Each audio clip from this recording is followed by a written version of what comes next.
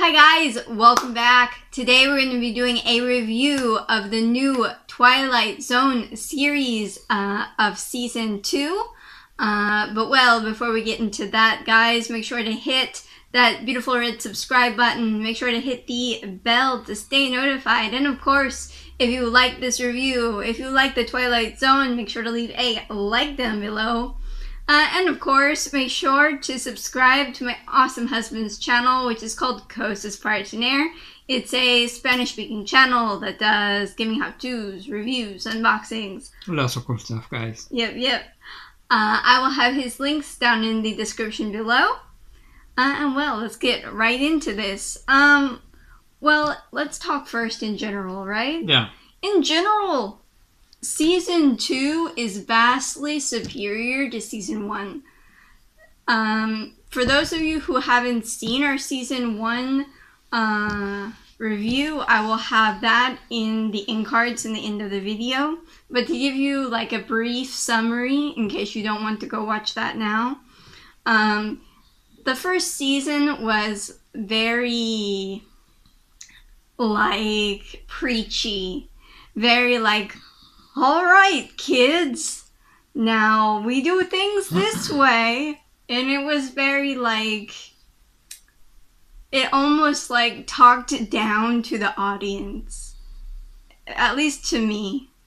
But this season, the second season, is like exactly what Twilight Zone is supposed to be.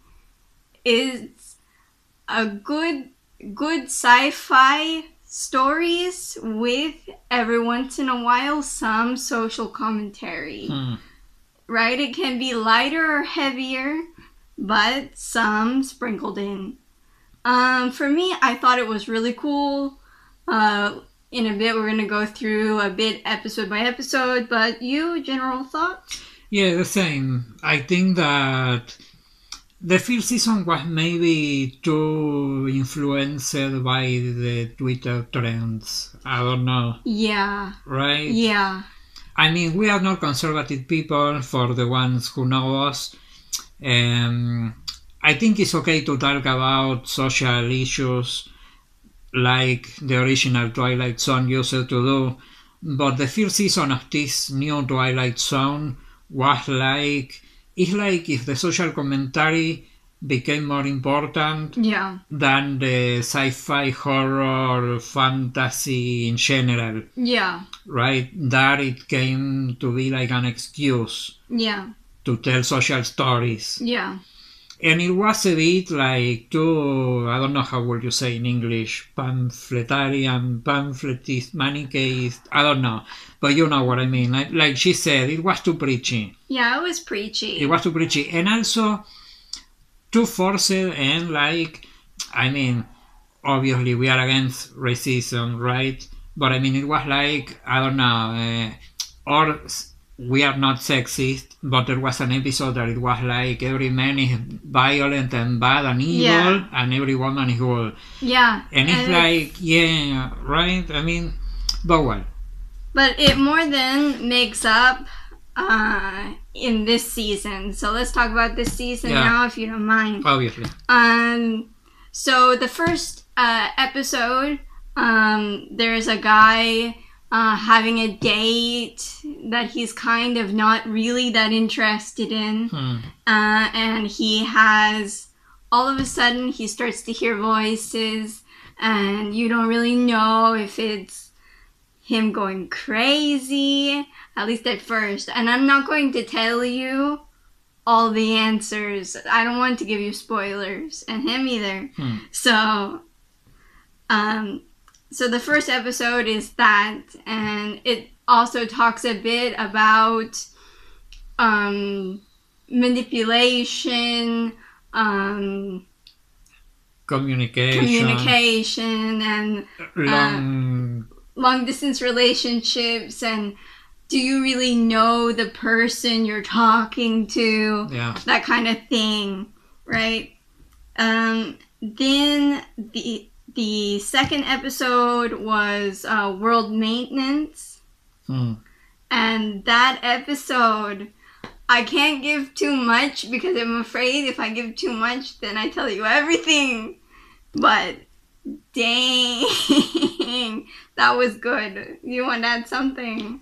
About that one, I don't know, because with every episode it's like risky to say too much. Yeah. Also because, I don't know, we want them to enjoy it. Yeah. Right? We want you to enjoy it without knowing beforehand. Yeah, exactly. But it talks, well, obviously about virtual worlds and role-playing and how you can get lost in that kind of world. I mean... Yeah. And not to say too much. Yeah, not to say too much. But this is cool. Then there was the switching. There was another episode that was like a guy kind of down on his luck, does a reckless thing, and sees people more as disposable. And it kind of...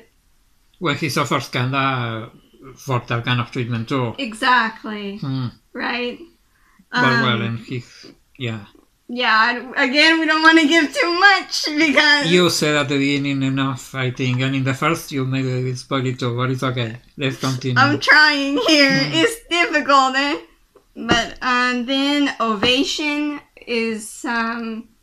really good. Is about how people look for applause and what that can cost. The need for approval. Yeah. But well, it's about a musician, right? That some kind of Lady Gaga. Yeah. That finds a street musician and asks her, what do you want? And what would you like? And she's like, what you have. Yeah. And well, things happen. It's really good. Yeah. Then... And how the message can get lost in the blind migration, right? Yeah. But yeah. Well, yeah. And also, then there was one of like a popular girl in a boarding school, which in my opinion was maybe one of the not as good episodes, but still good. I like it. I liked it too, but when you put them all on the playing field of which ones were the better, I think is kind of down there. Maybe. But it was good too. I mean... It talks about bullying, right? It talks about bullying. The need of being popular, but well, and also testing if supernatural phenomena exist. Yeah. And well... Yeah.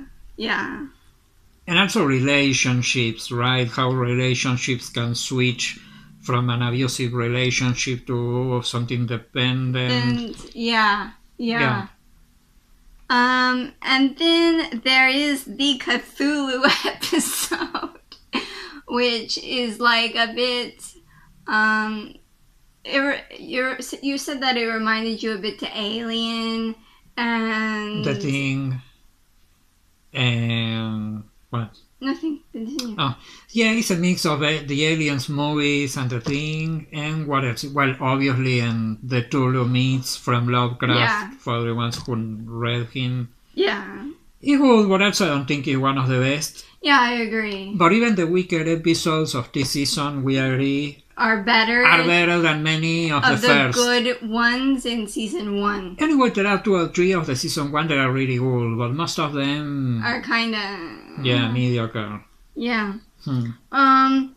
Then the next episode was about family and how someone outside of the family can understand the interpersonal relationships better than the people inside the family.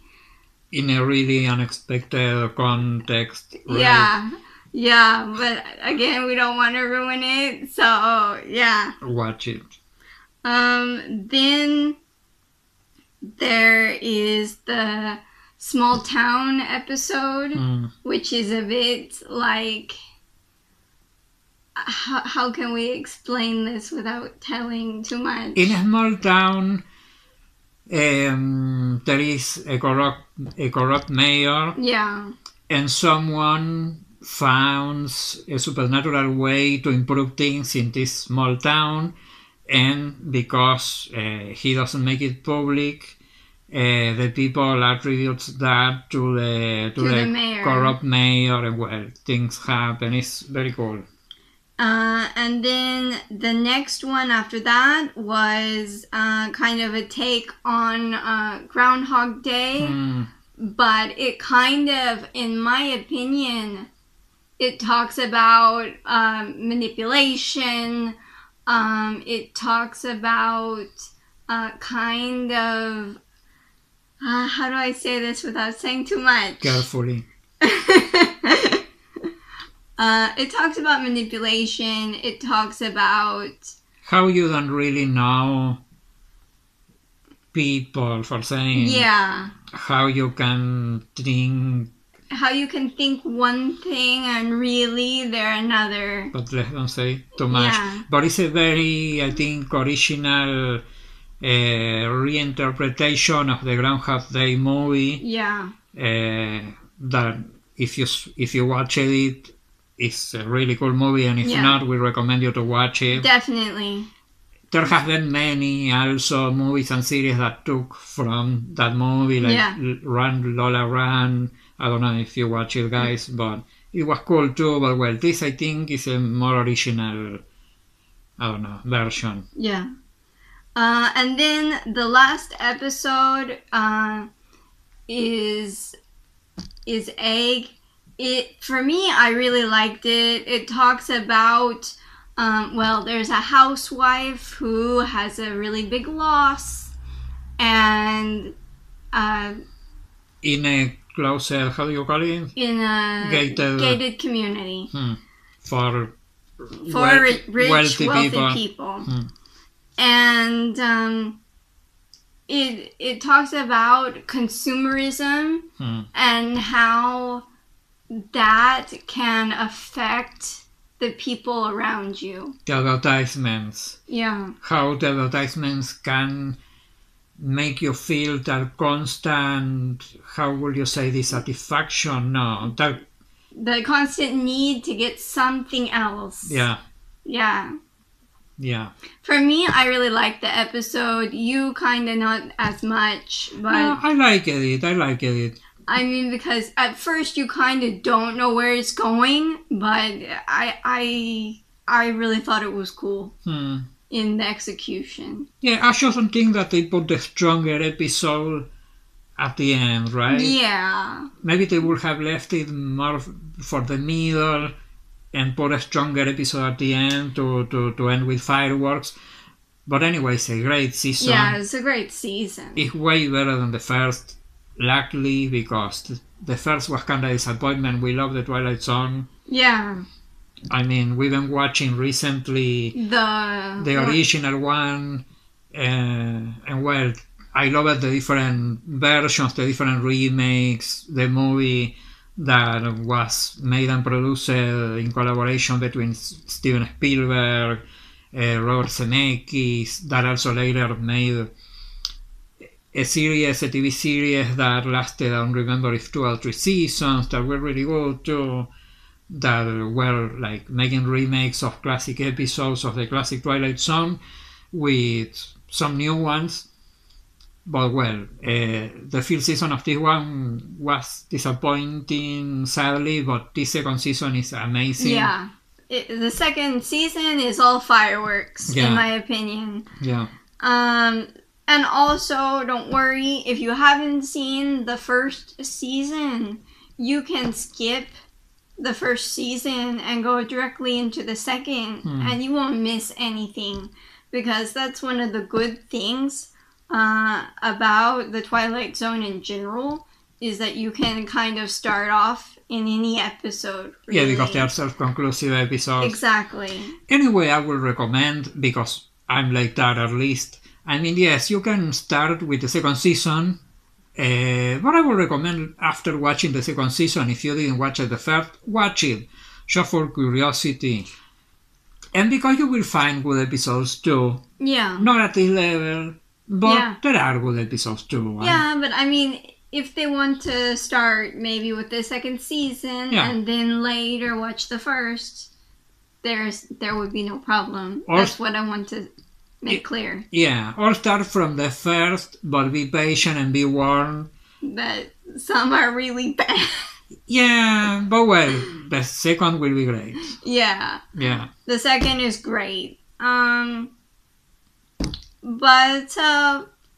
any other thing you want to add?